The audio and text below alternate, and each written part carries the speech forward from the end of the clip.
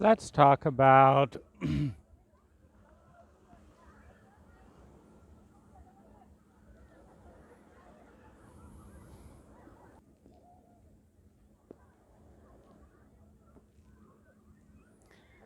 what I've just done is what's called a power play, or in more direct language, given a message that what I'm doing is more important than uh, your interest in figuring out what's going on or getting on with the conversation. And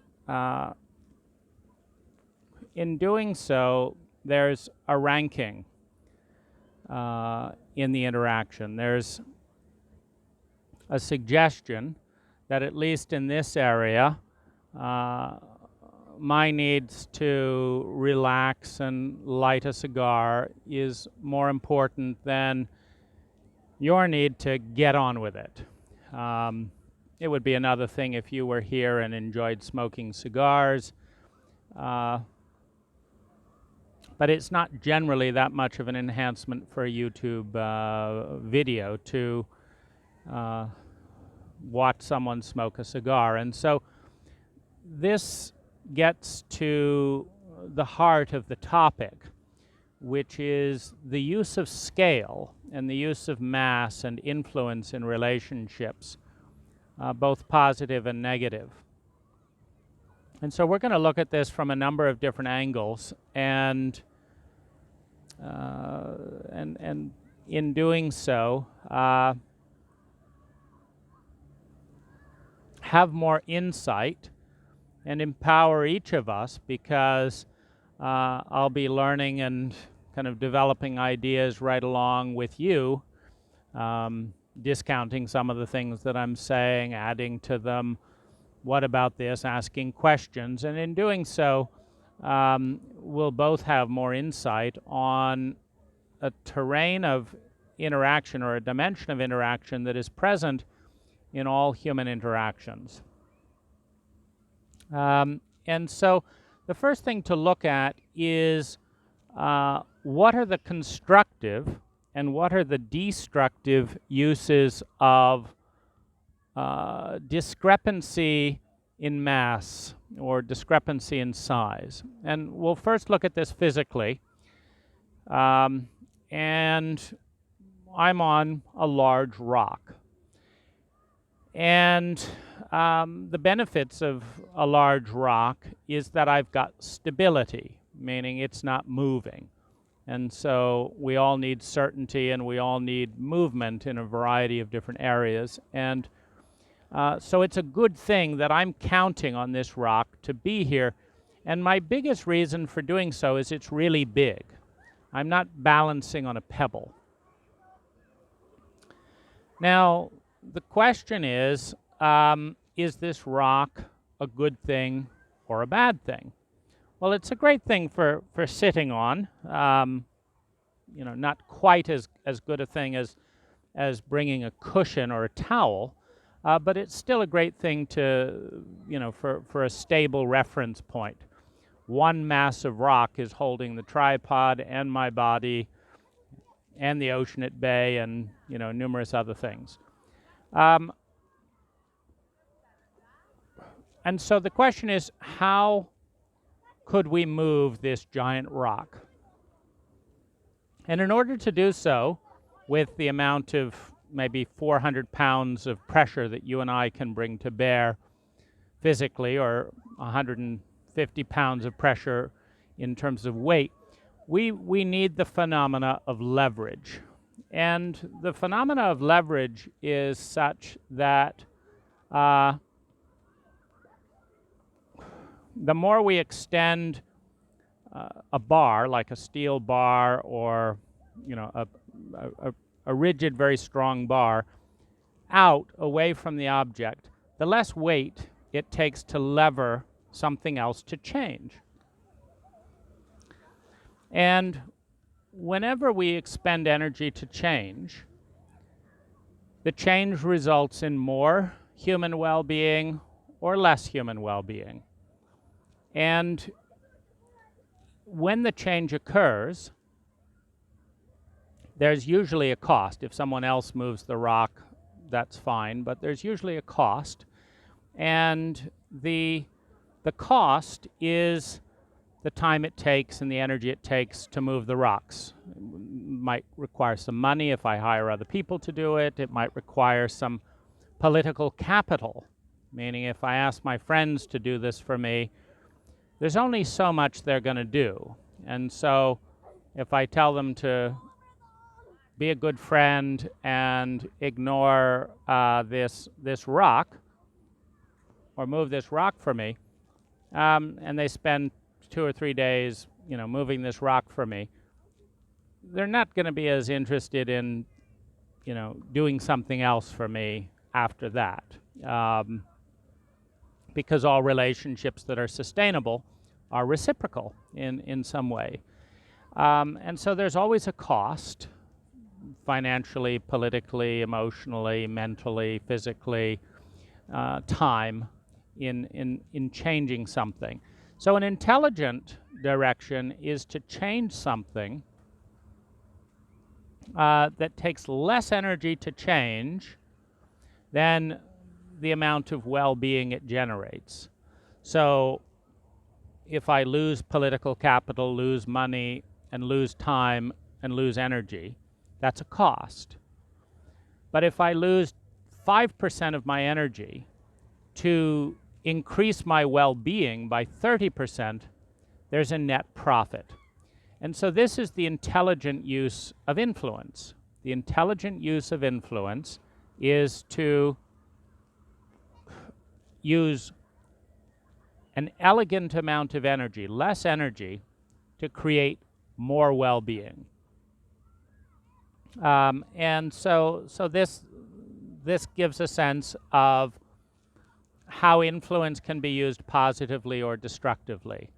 Positively, when we use our influence to expend a small amount of energy to create a large amount of well-being.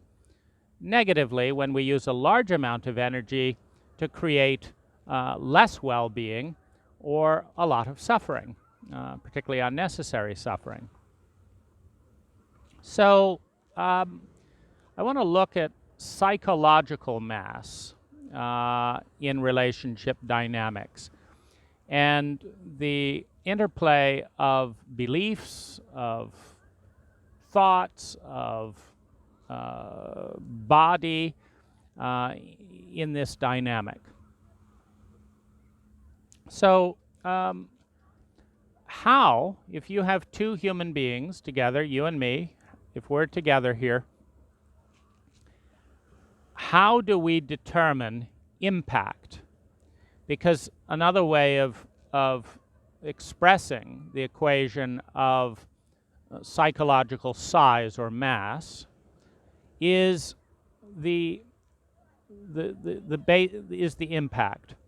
If you and I are having a fist fight, and we're both 6'1", males built about the same way, neither of us have injuries, then we're in an equal relationship dynamic in terms of a fist fight, particularly if we both have a similar amount of training and stuff. And you could also look at similarly trained, world-class tennis players, etc. You're in a relatively equal situation. If you lose, it's going to affect me as much as if I lose. When I punch you, it's going to hurt as much as when you punch me. And this, here we have a parity of impact. And in relationships with a parity of impact, over time, they evolve into respect, and they evolve into collaboration and partnering to create joint well-being, or at least leave each other alone. Because when you have a dishonoring protocol for engagement, the first process might be to assume superiority. When you're self-absorbed, narcissistic, etc., you might wander around and say, get out of my way, I'm the important one, or whatever.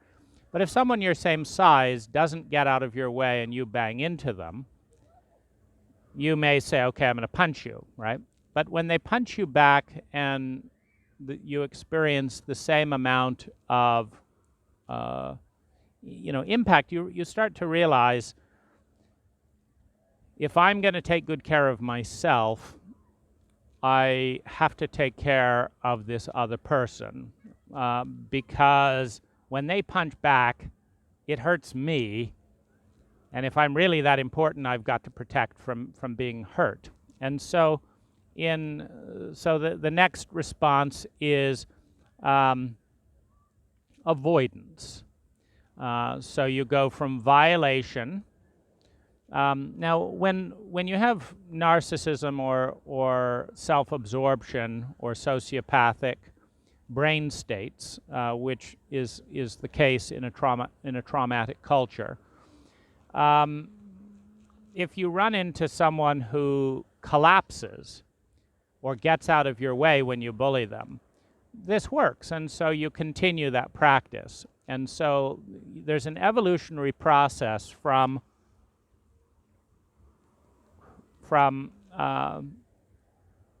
sociopathic dishonor of anything that doesn't have your size, which is a protocol of violation.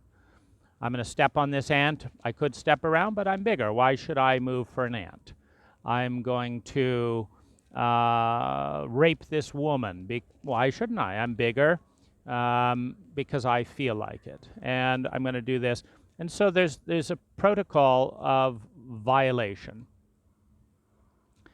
Then as we encounter something our own size and our own mass, the violation default from the sociopathic brainstem continues, and then there's resistance, because they no more want to get out of your way than you want to get out of their way. And so there's a learned pattern of avoidance. And the avoidance stage of a sociopathic relationship basically says, you're big enough to bully other little people and other things, go bully them. This is my territory. I'm going to bully small things in this territory, and you can bully small things in that territory. And there's enough things to bully in the world. We just avoid each other. And so you have this next stage of avoidance, and an organizing principle of dominance that says, everyone that's smaller in my kind of terrain is going to do what I want, whether it's good for them or not, because they don't want to be punched. They don't want to be destroyed. So you can think high school fraternities, high school bullies. Bullies don't normally pick on other bullies. They recognize that they would actually have to pay some of the price for that, and so they don't like that as much as bullying someone else. But there's always a bigger bully. Perhaps it's a tornado. There's always a bigger mass. And so what we're talking about is different states of relationship operating from the reptilian brainstem, which is the brainstem induced when traumatic experiences are in the environment and are not repaired. It is the oldest brainstem. We're dealing in the reptilian brainstem. And so you've got the fragmentation of a dominant hierarchy scattered around. I'm going to abuse my woman, you abuse your woman. I'm going to, corruptly skim the taxes of my group of people. I'm going to bribe, I'm a policeman and I'm going to bribe, the people on this street, or they're going to bribe, I'm going to accept bribes here. You go over there. Or the gang territory. I sell drugs in this area, you sell drugs in that area.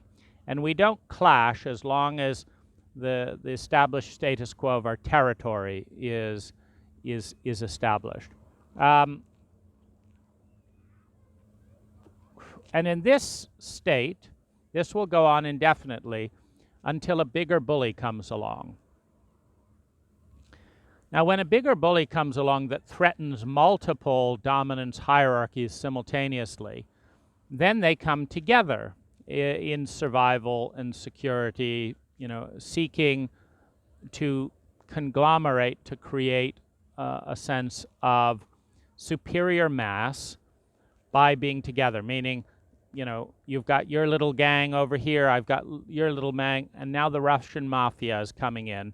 If we don't all band together, in a few years, they've got more money, they've got this, and we're all going to be dead. And so now your enemy, or your avoided dominance hierarchy, becomes an ally.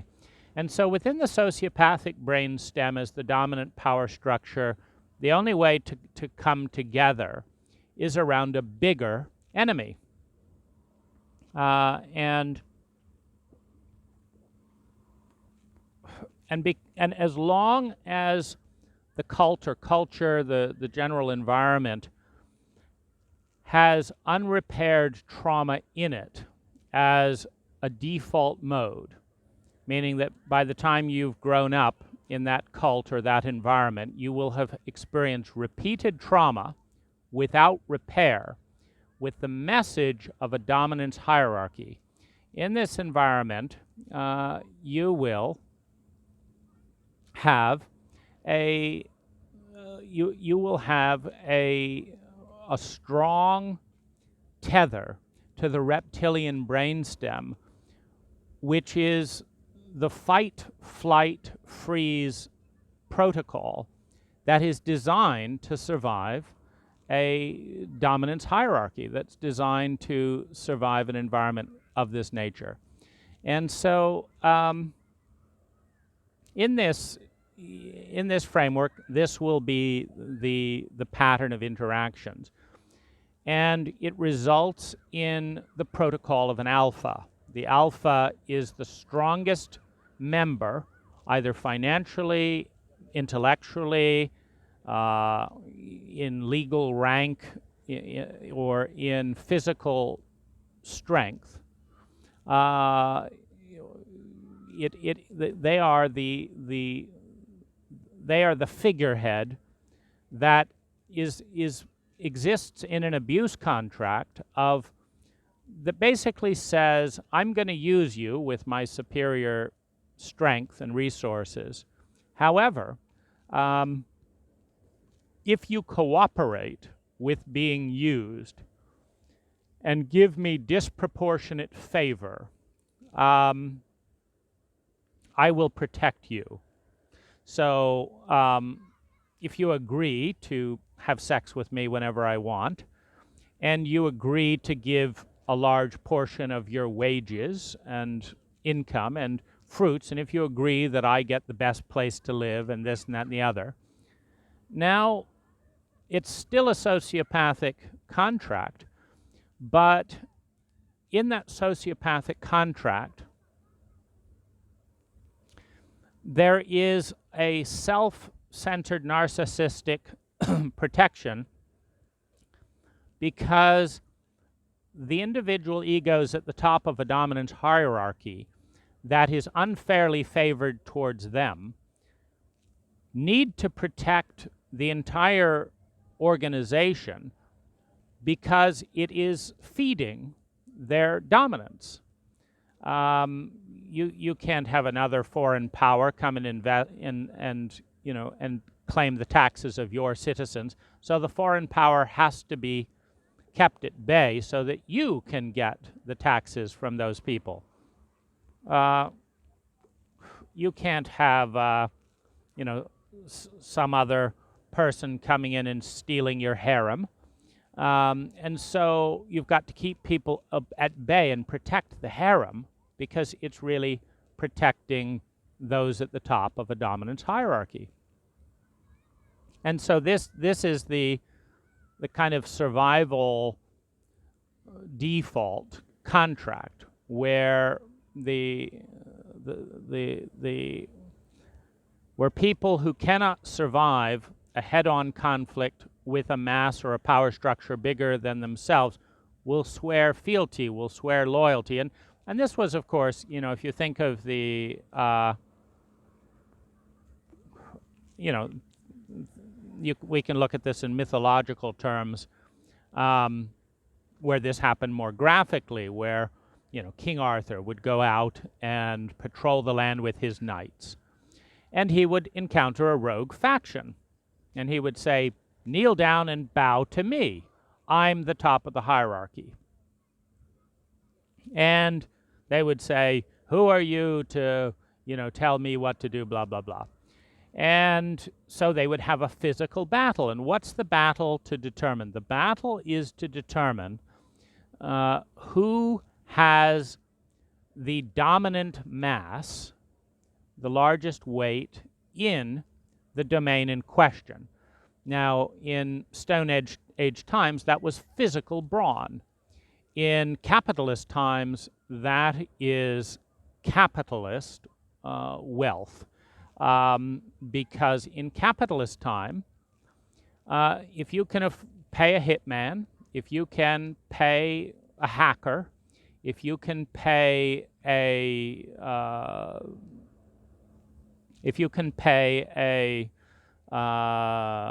bribe, and if you can hire the best attorneys, you win. You win, because no one wants to take the hit of going against the top dog, so to speak. And this is, of course, how dogs determine their leader. They fight from time to time. Chimpanzees determine their leader. They fight from time to time. And in social circles, it is wit. I mean, it can be brawn and stuff, but in social circles, it tends to be wit. If every time an individual lays down, here, we're going to do this, and it's done, or when people say, no, let's not do this, let's do this, they make a witty remark that makes the other person look stupid, and the group sides with the alpha as kind of their way to look cool, to rise in social rank. Then people don't challenge the alpha. They stop suggesting ideas because they always look like an idiot when the alpha shuts them up. And so in social situations, it's the alpha is determined by the dominance hierarchy, and this extends into scientific terrain, where, you know, the leading people who have the highest reputations in the most prestigious universities, see, if they say this terrain is not to be investigated, for example, the US government shut down psychedelic research for 40 years. And the therapists at the time were all into it, fabulous new technology, etc. So why is it being shut down? It's being shut down because the research grants are being monopolized by the US government. The US government is giving money to universities, and if it makes it known that it will cut funding to universities that violate this taboo, then the universities won't give positions with tenure to anyone who doesn't want to deal with that, you know, that limitation, and doesn't want to bend science for politics. And so there is no domain in human relationships, scientific or otherwise, where the dominance hierarchy in a traumatic cult does not rule. Because a traumatic cult is run by fear, by shame, by survival in a sociopathic paradigm of survival of the fittest. And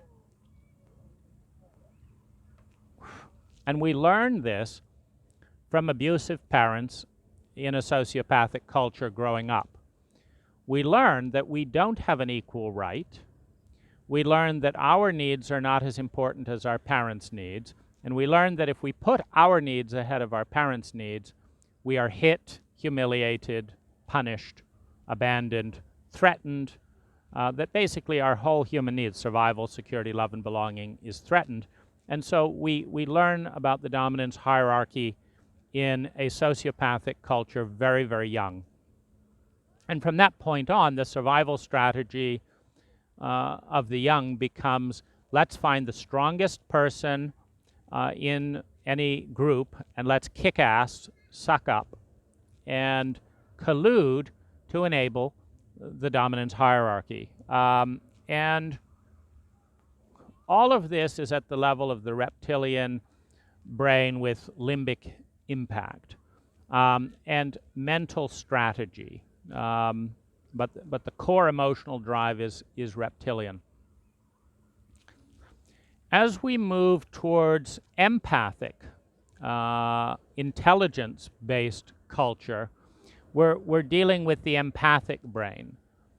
And the highest state of human development is what's called the transcendent brain. This is where you have successfully collaborated as a species, as a group, to create an environment where you are safe enough, meaning the trauma levels are low enough that you relate based on empathy. Now, the law of empathy means that whoever is in the most pain gets support from the entire group and rapidly de-escalates trauma. And then the law of empathy prevails. The law of empathy prevails as long as the people in the most pain in a group are getting attention, are being lifted out of the traumatic brainstem and into the empathic and transcendent brain, which happens when there is a climbing from survival and security through dominance and abuse contracts to deeper survival and security by meeting the need for love and belonging. And to be loving is to facilitate one's own and another human being's elevation in their hierarchy of human needs, from survival, security, love and belonging, self-esteem, developing gifts, integrating those gifts with the surrounding cultural and natural world, creating abundance in the process, creating safety, security, gratitude, joy, and self-realization in that process, which lifts to the highest level of the brain, which is personal transcendence.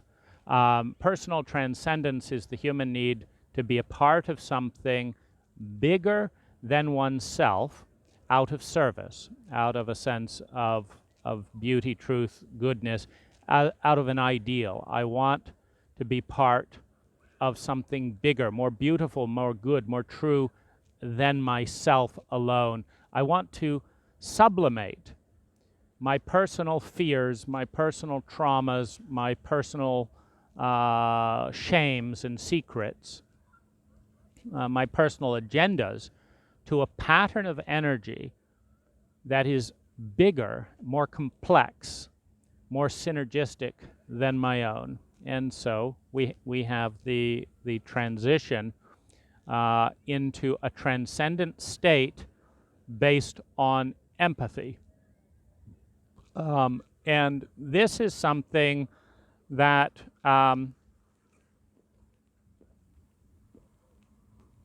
we have not done as individuals, as couples, as communities, as countries, because one of the mathematical tricks of this progression is the phenomena of the lowest common denominator. And the lowest common denominator dictates that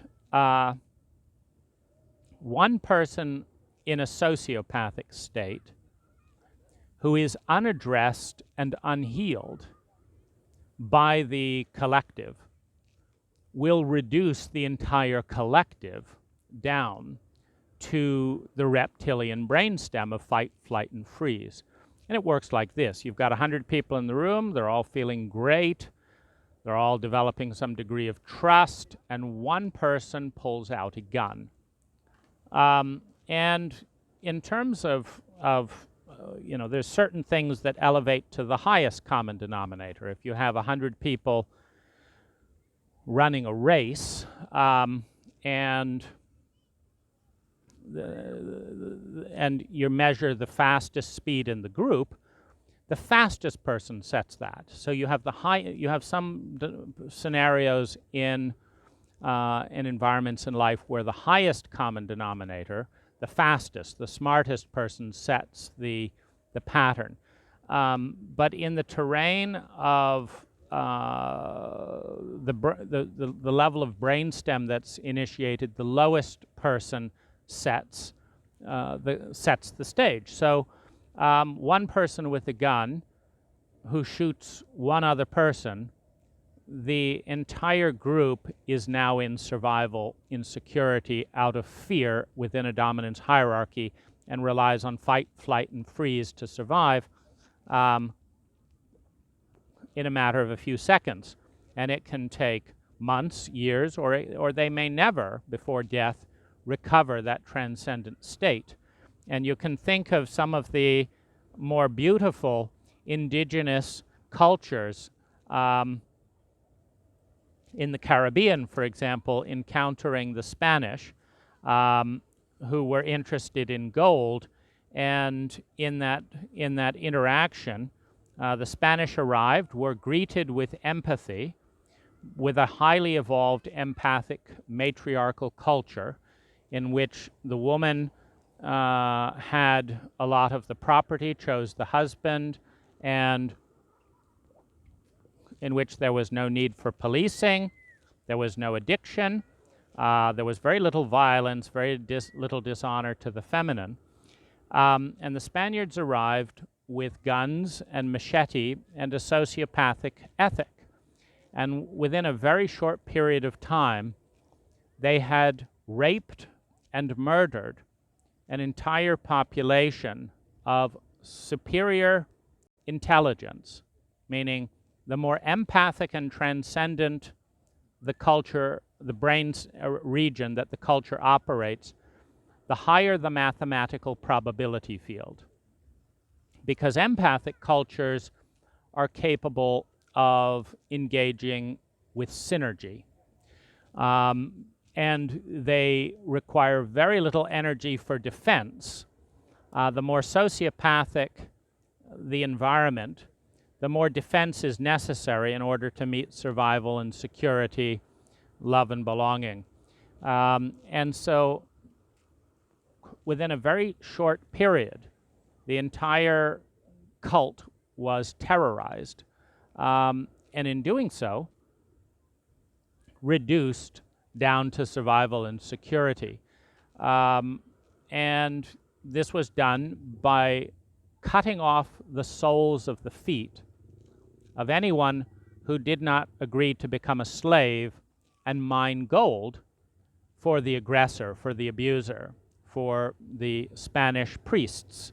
The crown and the church in Spain wanted the money, the gold, more than they wanted beauty, truth, and goodness, more than they wanted love, more than they wanted to learn and understand, more than they wanted to partner and collaborate. They wanted to dominate because within the reptilian brainstem of a highly traumatized cult, as long as you have been sociopathically treated, as every Western culture has been in part with the message that you are less valuable than money, which is the message within capitalism. Jobs, families, and people must be sacrificed to make more money for shareholders. The money is viewed as more valuable than human beings. The gold is viewed as more valuable than the culture, and so that is what is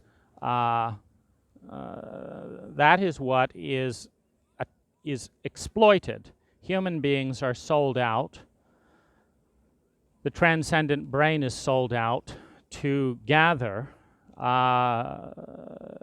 graft for the dominance hierarchy, in this case, the church and the crown. And so we're dealing with a dominance hierarchy of bullying, and in exchange for protection, and exchange for some rank, titles, for example. You can be an earl if you will kill so many Indians and claim a territory for this crown. We'll give you an earldom. And what the earldom does is it gives you rank to the degree that you are loyal to the dominance within the masculine hierarchy. And it has been a masculine hierarchy for some time, based on the fear of death and the need to survive. And so we're dealing with the situation of mass, because when you've got superior technology, in this case guns, and a sociopathic ethic, when I say superior, I mean when you can kill someone more efficiently than they can defend their own life, you've got a superior dominance technology. And so to the degree that you're in a cult that specializes in ever increasing degrees of efficiency of killing people, you can think nuclear weapons as the ultimate dominance technology, with the strategy of mutual annihilation. You see the ultimate two bullies meeting, Russia and the United States, and basically deciding that since if you die, I die, you go back to that meeting on the beach. We're equally paired. If you punch me, I hurt, and if I punch you, you hurt, and we both come away worse off, and no one gets to dominate because we're equally paired. This is the template of the dominance hierarchy. And what is lost in this is love, empathy, authenticity, because the authentic human spirit is a loving spirit which gets you killed, because love is the antithesis of a sociopathic dominance hierarchy. And so love weakens the power structure of the dominance hierarchy, because the dominance hierarchy in a sociopathic brainstem is not about using mass and leverage to protect the most vulnerable people in the group.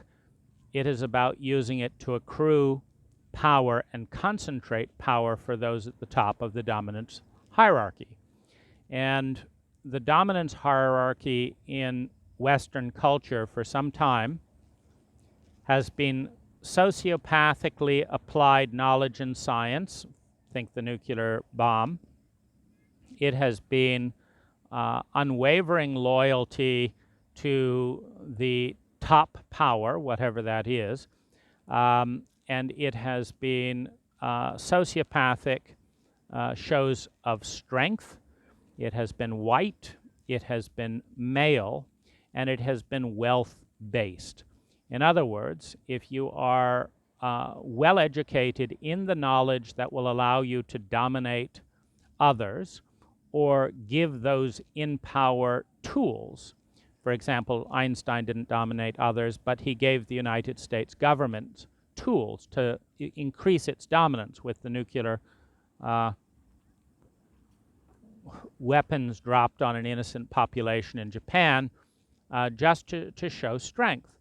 The United States is communicating, we are the biggest bully on the planet, and if you do not want hundreds of thousands of your people obliterated, then don't mess with us. Do what we say.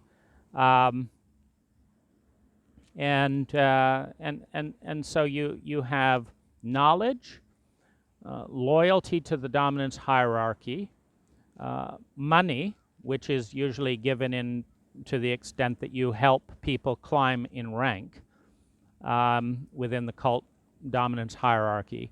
And there's also a factionalization, because there is a certain degree of empathy and love within dominance hierarchies, in this, to the extent that those at the top of the power structure feel safe, they will protect other people. So the fallout shelters that were designed to survive World War III are just for the government. There are no fallout shelters for the rest of the citizens, but it's very, very important that those at the top of a dominance hierarchy survive, and so they will be pushing the buttons that will kill tens of millions of people and start World War III, but they will also be the only ones who survive. And this is a fear-based reptilian brain protocol that basically says that as long as those at the top of the hierarchies survive, it doesn't really matter how that occurs, and that the number one goal is to accrue power to survive and dominate through fear, that if you mess with us, we will kill you, make your life miserable, blacklist you, etc.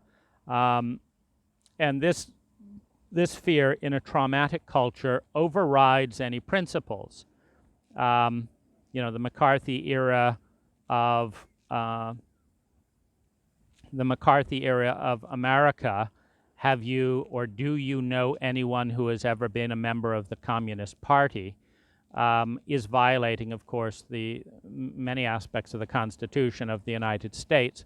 But what's being fought is dominance. Is our Russian-oriented values, another dominant hierarchy, another bully in the sphere, are they getting a foothold in our culture? And if they are, we will ruin the lives of supposedly free and equal Americans under the Constitution in order to protect our dominance hierarchy.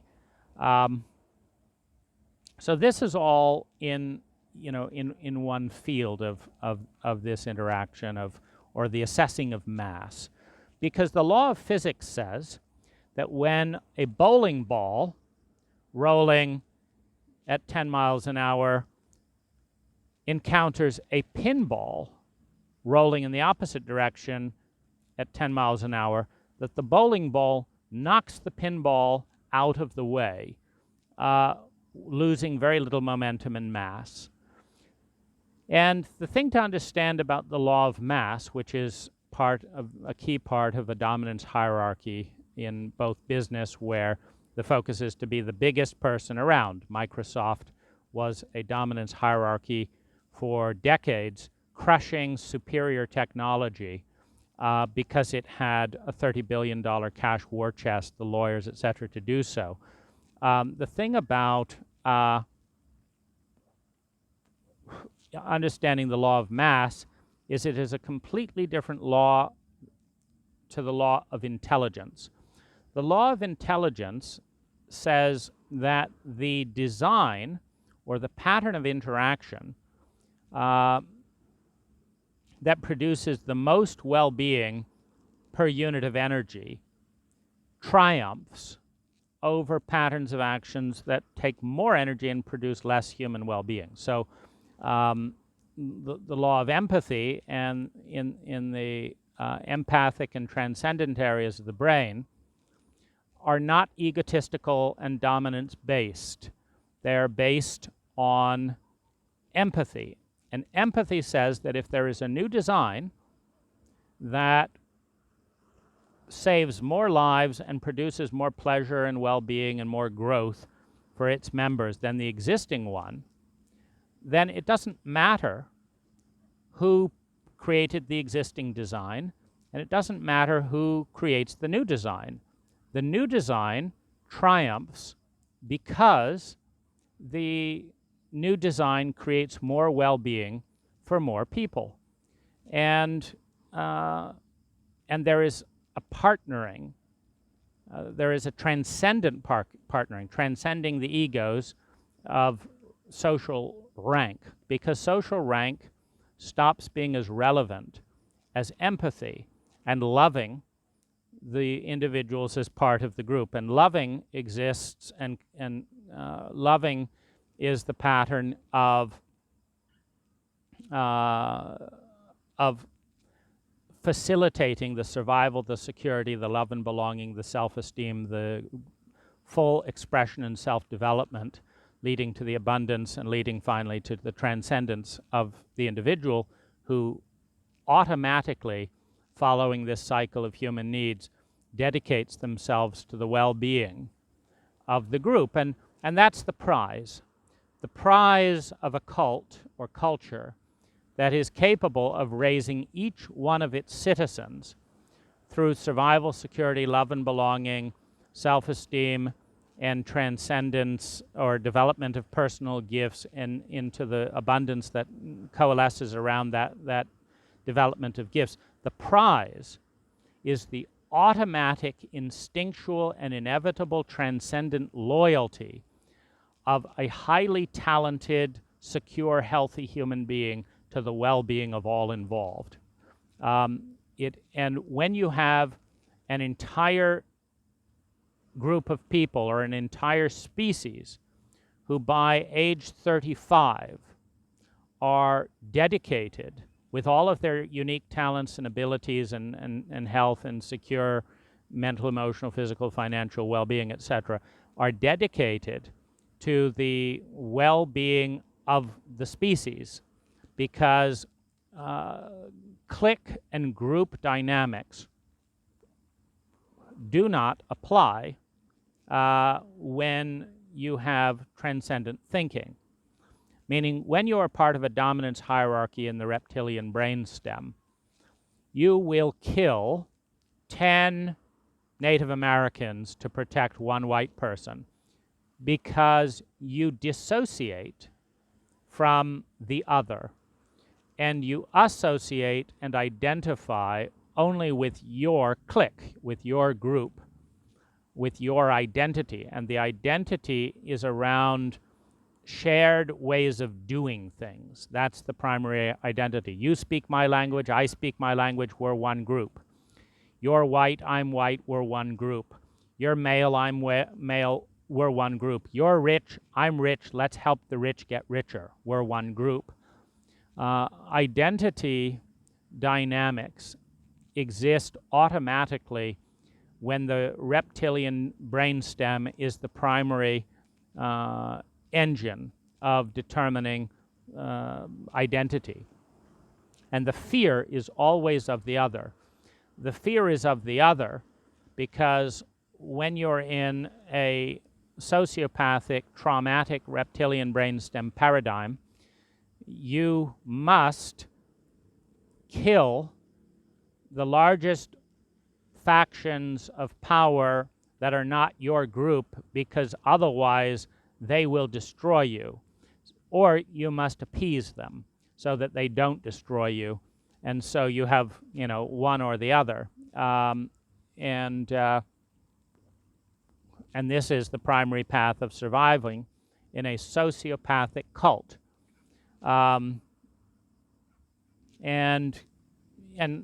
this is where you have in the movies the conversations during slavery of the outrage of the violation of empathy, where a slave owner is expressing their dominance. In the, for example, in the Nazi concentration camps, one of the primary expressions of dominance was that they would ask a Jew to carry a bag of salt in the snow with bare feet from one side of the fence to the other side of the fence of the concentration camp. And then once they finally trudged and managed to get the bag of salt over there, then they would just tell them to bring it back again. In other words, this is the ultimate expression of sociopathic, pathological behavior. It is saying that the only use that you have to me as a German soldier, given your race, is to be used so that I feel bigger and feel a modicum of amusement by the deepest, most cruelest expressions of wasting your energy. That your energy, your blood, your life exists only so that I can enjoy destroying it. This is the epitome of the sociopathic ethic.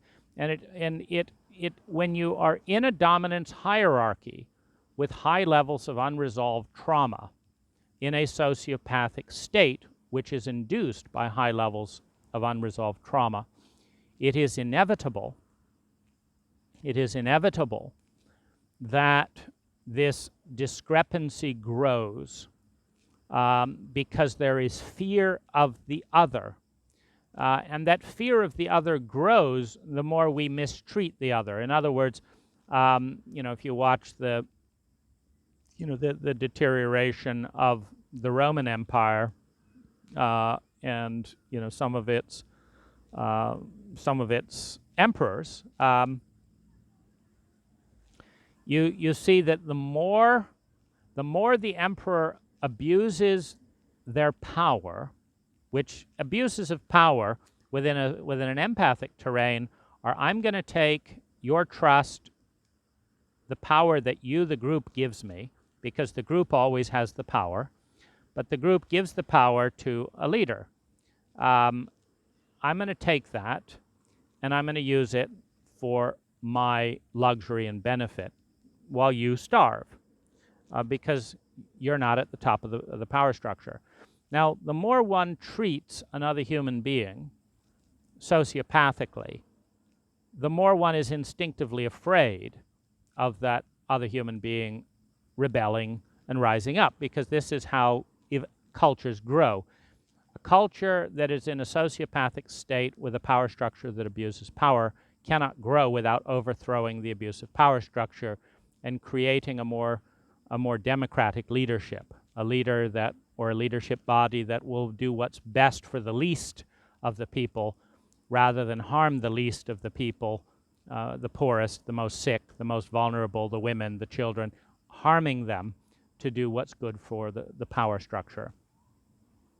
And so you get paranoia and attacking political rivals. For example, Putin has violated a number of laws, stolen a lot of Russian money, and so he is afraid that someone will find this out and be able to challenge him. So he kills off political rivals, he imprisons them, he quells demonstrations, etc., etc. And nonetheless, he will be kept in power if he allies himself with a contract, however abusive, that seems to be beneficial to enough people that they don't want to go to war and break all that apart. In part because Putin answered the biggest fear in a traumatic culture, which is the unknown and chaos. A traumatic culture that has not healed its trauma and cannot function with empathy will deteriorate into terrifying chaos. And it will look for an alpha that will bring order and that will quell the fear of the unknown.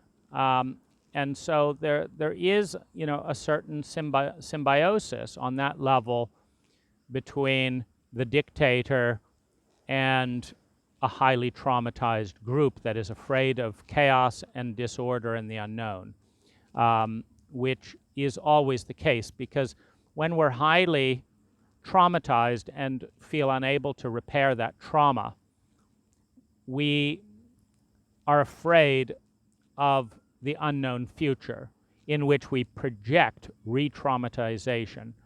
And so we look for order and certainty, even if it is somewhat cruel. And we obey that law because it protects us from the fear of the unknown. So let's look at some of the dynamics on a personal level, and we'll go into a little bit more light.